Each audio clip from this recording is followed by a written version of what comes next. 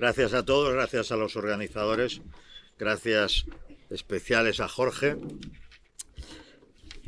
Mientras escuchaba a Juan Ramón Rayo, estaba recordando algunos pasajes de Los enemigos del comercio, y eso me ha llevado también a recordar algún vídeo que corre por la red, donde yo creo que se da el único caso, porque uno ha leído alguna de estas cosas, por ejemplo en Paul Johnson, que lo cuenta, pero no había visto a nadie explicándolo en un debate o explicándolo en una entrevista abiertamente, esa faceta de Karl Marx, de la pereza, de las ganas de no trabajar, que le podían tanto, que estuvo dispuesto a que sus hijos murieran, o que su hijo muriera de hambre y de frío, ¿no? Pudiendo trabajar, como nos explicaba Escotado, muy cerca de su casa, en una escuela de un amigo suyo, ¿no? Hay un patrón en los grandes nombres del comunismo, empezando por su fundador. El comunismo supuestamente es una teoría científica, para Marx lo es, ¿no? Hay un patrón que Antonio Escotado dio a conocer al gran público, a la gente que a lo mejor no le interesa un comino ni la teoría política, ni la filosofía política, ni el pensamiento, pero que pues posiblemente tiene a Marx, simplemente porque he oído hablar de él, en una alta consideración, ¿no? Marx, es curioso cómo, dentro de lo que pretende ser una teoría científica, introduce tantas frustraciones personales. O sea, no le niego la brillantez, porque cualquiera que construya una teoría omniexplicativa, que por supuesto será falsa, pues algo de brillantez tiene que tener, y tesón, ¿no? Tiene que ir él fue muchas tardes ahí a escribir al British Museum, a la biblioteca del British Museum. ¿Qué es lo que le gustaba? Le gustaba hacer aquello, y le molestaba mucho que otros tuvieran dinero, y le molestaba mucho, no, es cierto, el fondo de la envidia es indisociable de la adscripción a la izquierda, y lo es hoy día más que nunca. Si quedara tiempo, en el poco tiempo que tengo, podríamos extendernos, porque hoy en día la forma de adscripción es básicamente sentimental, lo cual entra en profundo contraste con la figura de Antonio Escotado, que era dueño de un rigor con el uso de la palabra, un rigor conceptual como yo no le he visto a nadie. A mí ya me admiraba eso de muy jovencito, cuando le veía, por ejemplo, en algún programa de La Clave, ¿no?, donde él había participado. Yo me quedaba fascinado, porque la elocuencia, con tal rigor, y además con la capacidad de introducir matices estéticos, altamente estéticos, pues claro, me parecía estar oyendo a un superhombre, ¿no? Y uno de los privilegios que me ha concedido la vida es haber llegado a ser amigo de Antonio Escotado. La verdad es que doy gracias al cielo, doy gracias al destino por eso, porque os diré una cosa: en lo intelectual, y ahora lo glosaré, la influencia de Antonio Escotado ha sido para mí indescriptible, ¿no? Pero hay algo que es todavía más poderoso, y que posiblemente es inefable, y que posiblemente mis intentos de hablar de ello ahora sean infructuosos, pero que tiene que ver con algo que, curiosamente, otros que hablan de él niegan. Para mí representaba el afecto, era de un afable, de un afectuoso, de un cariñoso, que me parece raro cuando oigo decir, no, es que era terriblemente iracundo, ¿no? Entonces, yo en aquella mirada, que os diría que es inefable, tan inefable como que cuando miro a Jorge veo la misma mirada.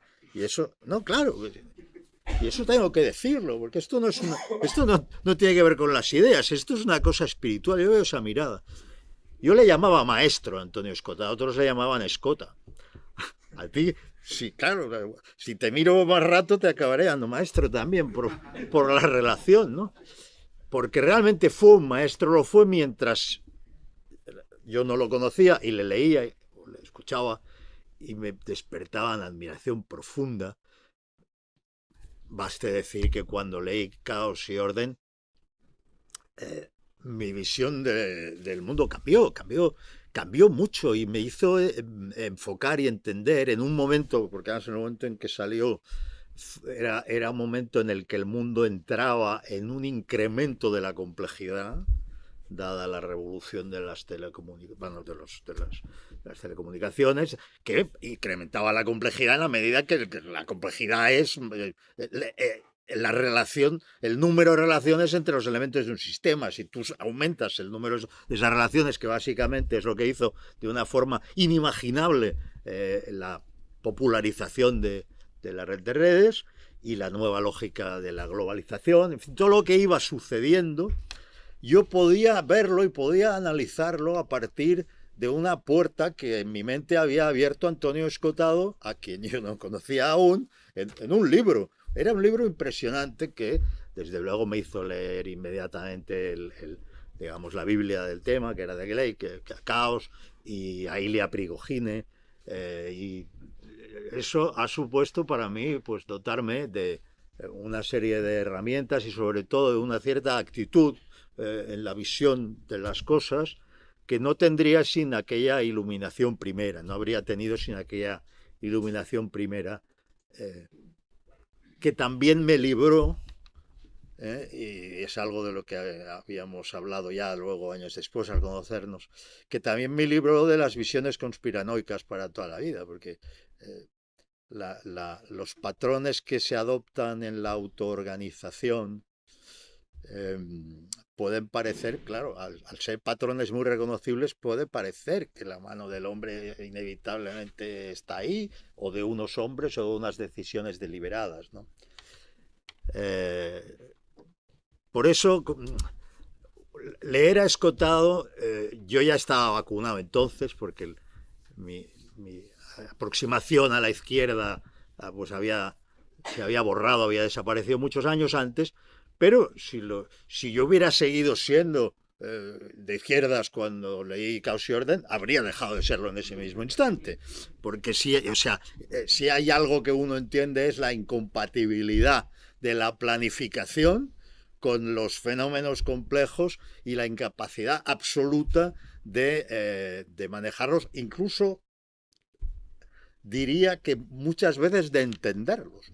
Es decir, que el paso importante sería admitir que los sistemas complejos tienen sus propias dinámicas autoorganizativas. Y admitir eso ya es mucho, ya te libra de muchas tonterías, te enfoca hacia el objetivo. Otra cosa que me dio Antonio Escotado fue el ejemplo del... Vamos a ver, ¿cómo se explicaría esto? Yo me consideraba un poco raro a mí mismo por la relación que mantenía con los libros, ¿no? En Escotado descubrí el compromiso absoluto con el saber y con la verdad. Pero no como una idea, porque eso ya lo sabemos, ¿no? O sea, ya lo sabemos desde la escuela, ¿no? Que aún no se tiene que comprometer con eso. No, es verlo en un hombre, en una mirada, en un amigo, en un maestro, y verlo con el afecto y la proximidad de poder compartir, este es otro privilegio impagable que he tenido en la vida, charlas con Antonio Escotado sobre los enemigos del comercio mientras yo leía Los enemigos del comercio. Eso es algo que ya me llevaré a la tumba y que nadie me podrá quitar. Yo iba leyendo con fruición la obra magna, ¿no?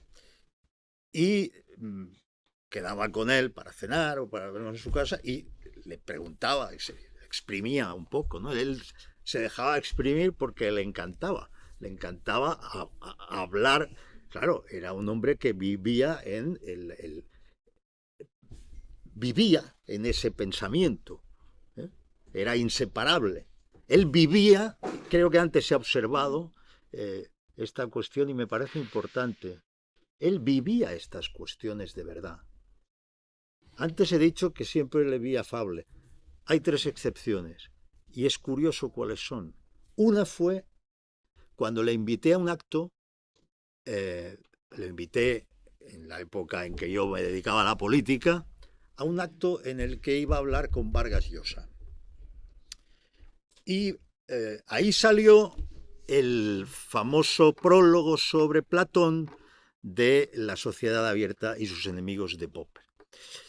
Bueno, yo que soy popperiano, pues lógicamente, en principio tengo la inclinación a darle a aquel prólogo un valor superior al que tenía, y después por el contacto con Antonio Escotado pues le he dado menos del que tenía. Sigue siendo para mí que Popper es imprescindible, sigo creyendo que Popper es una luz y es una guía, ¿no? Pero también he entendido, gracias a Antonio Escotado, que aquel prólogo era justo, ¿no? A Vargas Llosa se le ocurrió. Vargas Llosa es un hombre, obviamente, es un premio Nobel de literatura, no hay más que decir, y es un hombre culto, pero es un hombre, incluso diré que es un hombre muy culto, pero es que se sentó a discutir con Antonio Escotado. Y eso no es justo para Vargas Llosa.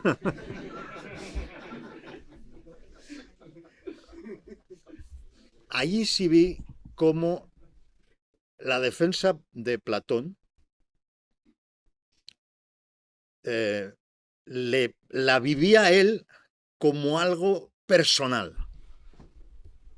No era un catedrático, no era un profesor, no era un intelectual.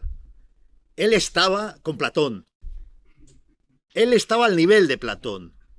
Él le estaba diciendo a Vargas Llosa, con un tono del que reprende a un alumno, pero ¿qué dice, hombre, si es que Popper no había leído a Platón? Y que un tono, en fin, desabrido, un tono que en principio, bueno, Vargas Llosa encajó como pudo y tal, dijo, bueno, sí, por supuesto que leyó a Platón, pero incluso aprendió griego para... Y entonces Antonio le interrumpió, ¿no? Le dijo, intentó aprender griego y no leyó a Platón, y en eso ahí estaba enfadado. Y estaba enfadado porque ese era el tipo de cosas que demostraban que la vida y ese mundo para él eran inseparables, eran lo mismo. Otra vez en la que le vi repentinamente enfadado no conmigo ni con nadie, pero se enfadó mucho de pronto. Estábamos hablando y él me estaba explicando algo sobre los enemigos del comercio, estaba ampliando o profundizando alguno de los temas en una de esas sesiones en las que yo abusaba de su gentileza, y de repente gritó, y siguen insistiendo en que Hegel es idealista, pero muy enfadado, muy enfadado. Y luego ya se calmó. Son signos es muy significativo esto. Tengo apuntado por aquí cuál fue la tercera vez. Bueno, la tercera vez fue no podría deciros ni siquiera concretamente a lo que se refería, porque yo me había perdido. Yo muchas veces me perdía cuando él me contaba cosas, pero seguía. No, claro, me perdía. Pero yo no interrumpía porque pensaba, bueno, ya me volveré a montar, ya volveré a agarrar aquello. Y en todo caso, era un espectáculo oírle hablar cuando se ponía en este nivel. Y sé que de pronto se enfadó mucho por las malas interpretaciones de Aristóteles, debidas a ciertas traducciones incorrectas y tal. Pero mucho, se enfadó mucho. era como si pones al Capitán Haddock dentro de la... O sea, si mezclas al Capitán Haddock y a Platón. Tienes el sabio con el cabreo repentino por alguna cosa que nadie más sabe a qué se debe, ¿no? Yo no voy a traeros teorías sobre Antonio Escotado porque sería absurdo, ¿no? Ya lo habéis leído, lo que no hayáis leído todavía de él hay que leerlo. Todo es fascinante. No sé, incluso el libro sobre las peripecias en Ibiza eh, lo disfruté muchísimo y lo disfruté mm, porque me hacía recordar todo el tiempo cómo ese amigo y ese maestro y ese semidios pues había tenido una historia, bueno, como los mitos griegos, había tenido una historia que tenía de todo, o sea, allí había de todo, ¿no? Y, y recrear la manera en que escribe y las condiciones en que escribe la historia general de las drogas es una cosa absolutamente increíble. Es que, claro, su vida es ejemplar en sí misma. O sea, contar la vida de Antonio Escotado ya es un aprendizaje, o que te cuenten la vida de Antonio Escotado, que leérsela a él es un aprendizaje doble. Seguirle en sus ideas mientras puedes, porque hay un momento en que no se puede. Antonio Escotado era tan riguroso y tan exigente que lo primero que hizo cuando decidió dedicarse a pensar, voy a dedicar mi vida al saber y al pensamiento, es dotarse, eso lo contó él, de las herramientas intelectuales precisas, necesarias para poder desenvolverse sin titubeos y sin vacilaciones en la metafísica. Entonces, los que le habéis conocido aquí, que sois muchos, pues imaginad a un Escotado joven diciéndose, bueno, me voy a dotar primero de este instrumental, ¿no? Bueno, pues ese rigor que le lleva a la ontología donde muy pocos le pueden seguir, ¿no? Ese rigor no se relaja. Ese rigor se mantiene en su obra intelectual y se mantiene a medida que va haciéndose, podría decir, yo le llamo alguna vez un polímata, y desde luego era un polímata, pero era algo más, porque yo no conozco un caso comparable, ¿no? Él era un erudito en derecho, era doctor en derecho. Cuando comprendió que era preciso reflexionar sobre la economía, se hizo un erudito en materia económica, ¿no? Era un erudito, por supuesto, en la historia de la filosofía, que era además lo que enseñaba, ¿no? Eh, la historia, nada se le escapaba en la historia. Era un erudito en todos los ámbitos, en todas las materias. Y estoy muy de acuerdo con lo que se ha dicho antes, que puede haber otros eruditos, seguro que hay otros eruditos, gente que ha dedicado su vida al estudio y al estudio serio y riguroso en su casa, en la biblioteca, en el silencio y tal, pero que se llevarán eso con ellos. Antonio Escotado era la generosidad, era la sabiduría y la generosidad, porque quería compartir no solo la sabiduría, no solo el conocimiento, sino quería compartir el sentido, la responsabilidad, el acto de dignidad y de respeto a uno mismo, de medirse con las cosas como un hombre libre, comportarse como tal, con valentía, como también se ha dicho. Sin valentía, evidentemente, no habría habido nada de todo eso. No eludir ningún asunto, no considerar que porque yo estoy bueno, en el mundo académico todo el mundo sabe que Antonio Escotado era la élite. Se podrían buscar 100 formas de eludirlo o de convertirlo en algo más próximo a a otro tipo de, pues a un agitador o a lo que fuere, pero en su seno interno todos sabían que no había parangón. O sea, estaba él y luego estaba nada, y después de nada estaba la Universidad Española, ¿no? Eso es así, y esa es la verdad. Y era desde esa altura, era esa valentía y era esa generosidad la que le hacía ver con total naturalidad que había que estar en YouTube y que había que debatir con los que en este momento tuvieran el poder. Y si eran los de Podemos, pues eran los de Podemos, ¿no? Su afición última al YouTube pues es algo para celebrar, porque seguro que ha llegado gracias a ese vehículo a mucha gente que jamás habría comprado un libro de Antonio Escotado y que posiblemente así lo comprará. Cuando Antonio murió, yo estaba leyendo un libro de Antonio, que era Los hitos del sentido, que recoge bueno, él dice que recoge un programa de un curso suyo y tal. En realidad, al escribir sobre eso, él en cada frase está regalando una sensibilidad y una invitación a saber más y una sabiduría, sobre todo eso. Hay una elegancia en la escritura de Antonio que hay un sentido del ritmo y de la belleza y de la cadencia que nunca le lleva al amaneramiento, pero que está ahí y que nos habla de un hombre que además tenía oído, porque hace falta oído musical para saber que esta cadencia es la que me causa más placer. Es decir, que además de darte la sabiduría, te daba ese placer literario, ¿no? Antonio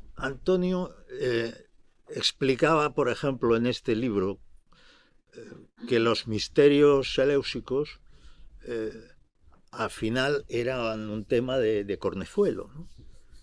Y esto también es algo maravilloso, ¿no? O sea, habréis visto, bueno, sois muy jóvenes, pero seguro que sois gente muy leída, habréis visto cuánto se vuelve sobre los misterios seleucicos de una forma que no acaba de satisfacer. Se vuelve mucho por parte de autores que se ponen ambiciosos y que quieren ir al fondo y a la raíz y tal, y siempre encuentra uno aquello, pero lo encuentra como una especie de puerta que te indican, pero la puerta está cerrada.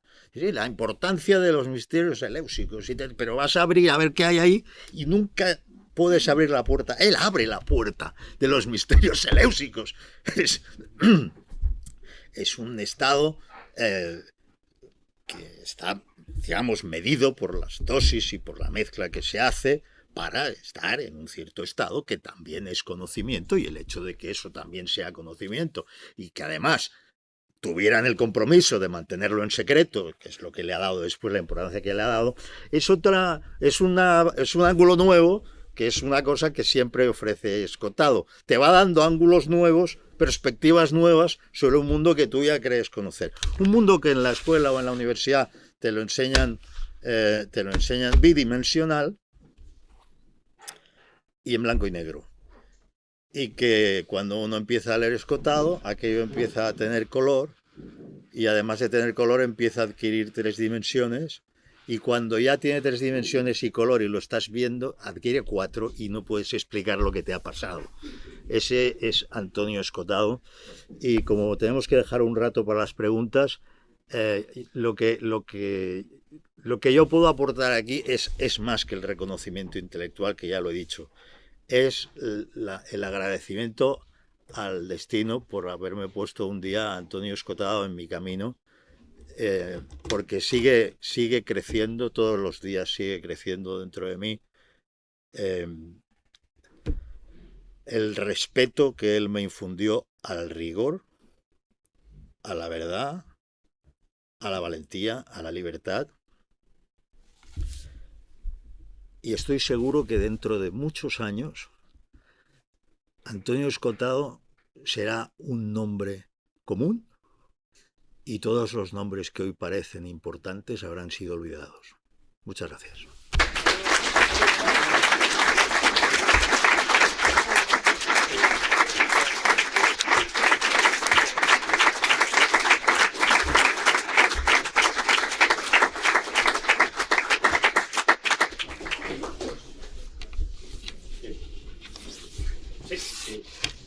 Muchísimas gracias me ha encantado, la verdad es que me ha emocionado también recordar algunos momentos. Pero yo creo que a mí lo que me preocupa ahora es cómo continuar el legado de Escotado. Y tú has tenido una experiencia, cuando decía de bajar al barro de la realidad, tú has bajado a las cloacas de la política, o sea, todavía más abajo de lo más abajo, ¿no?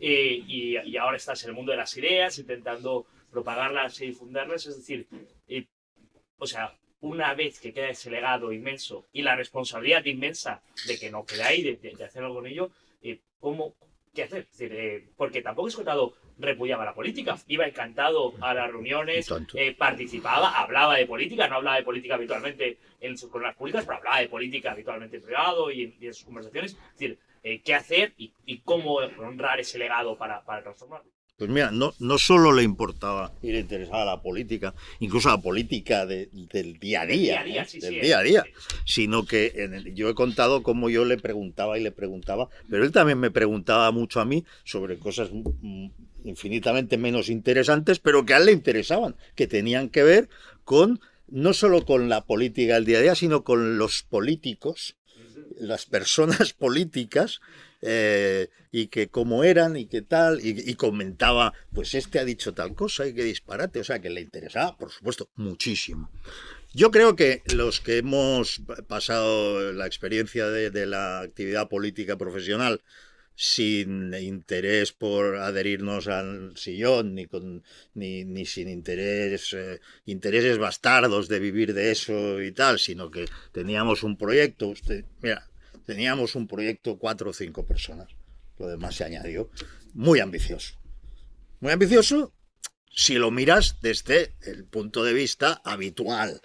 Si lo miras con distancia y tal, parece normal. Pues como queríamos regenerar España y queríamos que hubiera una revolución educativa y queríamos que se acabara con la fascistización que imponían los nacionalismos periféricos, hicimos un plan para hacernos con la presidencia del gobierno de España. Pero es que no queríamos otra cosa, queríamos la presidencia del gobierno de España para cambiar el país.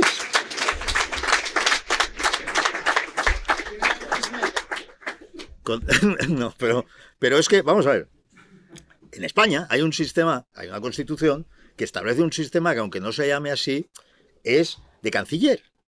Entonces, el presidente del gobierno no se llama primer ministro por algo, es un presidente. Tiene mucho poder, muchísimo, y es imposible regenerar nada, es imposible cambiar nada de verdad sin la presidencia del gobierno. Por eso nosotros nos negamos, para malestar de algunos de nuestros compañeros, a entrar en el gobierno de Rajoy. Y nos negamos más de una vez. Podíamos haber sido Albert vicepresidente y habíamos tenido ahí 3 o 4 ministerios. Y hasta 5 si les hubiéramos apretado, ¿sabes? Pero es que no queríamos eso. Teníamos compañeros que sí querían eso. Y nos afearon mucho que no entráramos. Estos mismos compañeros después, cuando nos decían tenéis que apoyar a Sánchez, y Albert, y Villegas, y yo, y Fran, decíamos antes muertos que apoyar a Sánchez, entonces los mismos que habían querido entrar en el gobierno del PP decían, pero ¿cómo no vamos a apoyar a Sánchez? ¿Por qué? Porque querían estar en un gobierno y ser ministros. Es decir, querían lo mismo, y entonces en esta segunda etapa se le llamó el ala socialdemócrata. Pero es porque tocaba ese. O sea, si hubiera sido otro partido mayoritario y nosotros los que hubiéramos podido dar la presidencia, se habría llamado ala X, Y y Z. No es posible regenerar España sin tener la presidencia del gobierno. Ahora bien, hay otra cosa que sí es posible, y aquí es donde entra la influencia de Antonio Escotado. Es posible cambiar la atmósfera. Es decir, los partidos políticos y los gobernantes hacen lo que quieren hasta un cierto punto. Son muy sensibles a la atmósfera política, a la atmósfera, a lo que está, no a lo que piensa la gente, porque normalmente la gente se calla lo que piensa, sino, sí, a lo que hace ruido, a lo que se dice. Una de las razones de que las estúpidas causitas fragmentarias que hoy en día constituyen el ideario de la nueva izquierda sea tan exitoso y que todo el mundo esté convencido de que va a haber un cataclismo climático pasado mañana con la profetisa Greta, y todo el mundo esté convencido de que la autodeterminación de género es una cosa normalísima y a quién se le ocurre discutir. Todo esto sucede porque estos, que son muy pocos, son los que tienen la voz, el micrófono o el megáfono, y los demás callan. Se llama espiral del silencio, está estudiado. Entonces, los hombres como Antonio Escotado son el ejemplo de la ruptura de la espiral del silencio. Y por eso él nos tenía tanto afecto a la gente de Ciudadanos original, porque habíamos roto la espiral del silencio en Cataluña. Habíamos hecho ya esa experiencia, la habíamos llevado ya a cabo. Y sí influyes en la atmósfera. Cuando rompes la espiral del silencio, detrás vienen otros muchos. Antonio Escotado, la persona de Antonio Escotado, el hombre físico, no está entre nosotros, pero fijaos hasta qué punto está entre nosotros, como para llenar hoy esta sala de gente joven. Cuidado, que esto triplica el valor de la influencia de Antonio Escotado, porque ninguno de los que estáis aquí olvidaréis, y sobre todo si además de venir a la conferencia seguís leyendo a Antonio Escotado. Será decisivo en vuestras vidas, lo será seguro, porque no se puede leer a Antonio Escotado y seguir igual. Es imposible. Y eso tendrá su efecto multiplicador. Y como una de las enseñanzas que digamos, inseparables estructuralmente de Escotado es que esa sabiduría se pone en acción, eso es lo que hace que tengas en el fondo mucha más fuerza en el terreno de las ideas y en el terreno del debate, en el no callarte porque qué dirán de mí, sino yo digo lo que realmente asiste a mi razón y pienso que es cierto, y si refútamelo en sus términos, ¿no? Si hacemos eso, es decir, si hacemos como hizo él, los gobiernos al final son los empleados, son los servidores.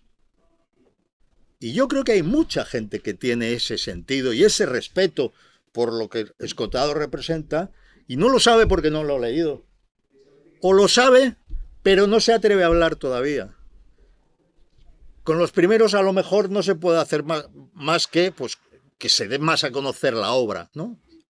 Pero con los segundos se puede hacer algo mucho más interesante, que es celebrar más encuentros. Hay que celebrar a Antonio Escotado. En su día lloramos su muerte. Ahora hay que celebrar a Antonio Escotado. Y hay que celebrarlo periódicamente. Porque él lo merece y porque lo que él representa es lo que nos va a permitir actuar sobre aquellas cosas de las que tanto hablamos y que tan pocas veces podemos cambiar. ¿Sabes?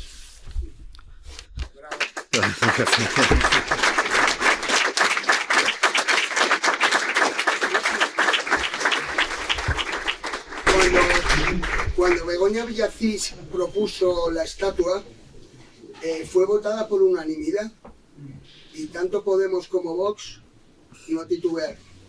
¿Qué ideología crees que tenía Antonio Escotado?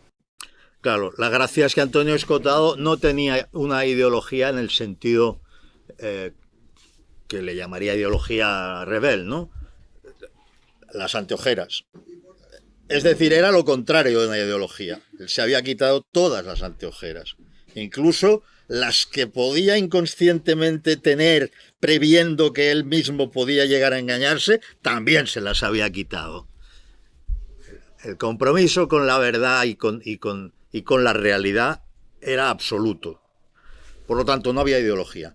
¿Por qué todos apoyan por prestigio, porque diga lo que diga la academia, a la hora de la verdad, como he dicho antes, no hay nadie que quiera aparecer como el que no quiso poner una estatua a Escotado, porque pasará la historia como el que no le quiso poner la estatua a Escotado. Claro. Esa es la grandeza. ¿Y esa grandeza cómo la consigue? Oye, la consigue no solo con todo lo que he explicado aquí, con las dotes con las que él nació y el trabajo que les echó y la valentía, sino porque hizo cosas terriblemente difíciles. Los enemigos del comercio son muchas páginas, son 3 volúmenes gruesos, donde no hay línea que no tenga contenido y valor, porque no hay palabrería nunca, toda palabra tiene una carga de sentido siempre, como debe ser, y él no quiere poner adjetivos. A mí también me lo contaba cuando estaba acabando aquello. No quería adjetivar. Es terriblemente difícil escribir sin adjetivar. Es cuando tú intentas ese reto que él cumplió para que no se entrometiera la valoración, lo opinativo, para que fuera fáctico, para que el reflejo de lo que él te estaba dando fuera lo más fiel posible a la realidad. Escribía sin adjetivos. Y a mí me lo reconoció, me dijo, es que hay veces que es tan difícil que me quedo 20 minutos parado. O sea, porque parece imposible, pero insistía. Y al escribir sin adjetivos, probadlo, veréis lo difícil que es. Y entonces cuando te preguntas, hombre, nosotros que estamos usando adjetivos normalmente, hablando, escribiendo, sobre todo y tal, ¿hasta qué punto no estamos mistificando la realidad que creemos estar describiendo, ¿no? Así que claro, eso no quiere decir que no haya que adjetivar nunca, porque hay que adjetivar cuando tú quieras escribir algo con otras intenciones, pero si la intención es tan clara como la que él tenía en Los enemigos del comercio, donde consideraba un activo, y lo es, importantísimo, que no hubiera tono opinativo nunca, pues ahí está la vía. Era la vía dificilísima, sobre todo para 1500 páginas, imagínate lo difícil que era. No, 1500 páginas de verdad, no 1500 páginas de Castell. No, 1500 páginas de verdad. Si hay alguna pregunta más, si no, pues... Perdón. Sería, bueno, si Antonio Escotado, que lo creo absolutamente porque he visto horas y horas y días de conferencia, es si tenía ausencia de ideología, entonces, bueno, esto puede tocarte un poquito porque, bueno, tú perteneces a Ciudadanos, no sé muy bien. Entonces, él defendería el derecho a secesión por parte de, o sea, bueno, yo no defiendo el derecho a secesión de Cataluña por ciertas razones, pero digamos, defendería un buen derecho de secesión si las partes están bien y si, digamos, hay coherencia entre ambas. Pues mira, siempre que hablé con él de este tema, estábamos de acuerdo en que los nacionalistas catalanes eran una pandilla de imbéciles indocumentados y no hay ninguna ni una sola afirmación que yo recuerde de la que se pueda colegir eso. Es más, se presentó a refutar eso en TV3 contra mi consejo, pues le dije, no vayas ahí, y digo, sí, voy a ir porque estaba allí Cotarelo. No, además de Baños, estaba Cotarelo. Sí. Sí, estaba Cotarelo. Y dijo, sí, le hablaron en catalán. Y él dijo, no, es que yo quiero verle la cara ahí a este y decírselo en la cara y tal. Lógicamente, se encontró con un... Si la televisión siempre es un medio tramposo, la televisión catalana es que no os lo creeríais, ¿no? Es un sitio donde solo puedes ir a hostias, o sea, no hay manera de entenderse, ¿no? Y bueno, Yo sé que él fue ahí precisamente para defender esas ideas, claro. Sí, por eso, o sea, no hay nada en lo que él hiciera o dijera que yo sepa que indique que fuera partidario de la secesión. No, pero no que estuviera partidario, sino el derecho a secesión en general de cualquier... No, eso no lo compartía. No lo compartía porque era un extraordinario jurista, y como extraordinario jurista que era, sabía que el derecho de autodeterminación se había creado bajo ese nombre para la disolución del Imperio Austrohúngaro, pero que luego, digamos, en su acepción nueva, moderna, para la descolonización en los años 60, para el proceso de descolonización, y que la propia ONU ha dejado declarado y decidido, y eso se lo puedes encontrar, que el derecho a autodeterminación no se puede invocar para dividir un país miembro de Naciones Unidas. Por lo tanto, un doctor en Derecho con apego a la verdad, porque hay doctores en Derecho que están a sueldo de partidos o de ideologías. Un doctor en Derecho que siempre ha defendido el rigor no podía defender eso. Bueno, estaría en una ideología que sería básicamente esta de que tienes que pertenecer en ese grupo, porque sí, porque es así y ya está, porque las Naciones Unidas, porque la Constitución y ya está. No, el derecho es lo contrario al ya está. No. El derecho es lo contrario al ya está. El derecho es la razón. El derecho es la razón. No existe derecho sin razón. Lo que decía de Ortega y Gasset, ¿no? Porque el problema catalán no tiene solución. Claro. Bueno, es que yo concuerdo con lo tuyo de que, bueno, los catalanes, en ese sentido, los independentistas, los que están en el poder y todo esto, pues tienen un tanto nivel de estupidez que es No, pero si no lo tuvieran tampoco tendrían razón. Saliéndome de Cataluña, un grupo que quiere salirse de otro grupo porque quiere realmente, y lo está haciendo con razones factuales, lo podría hacer. O sea, en palabras de Antonio Escotado, lo podría hacer. Pero ¿sabes qué pasa? Que es que ni siquiera me lo puedo imaginar, porque, o sea, Antonio Escotado no bajaba a eso. Ese nivel no. Bueno, sí, pero sí bajaba la política. Pero no era bajar, porque él quería saber las cosas personales y efectivas y ponerlas en relación, pues claro, porque yo era una fuente de información sobre cosas que de otro modo no podía saber.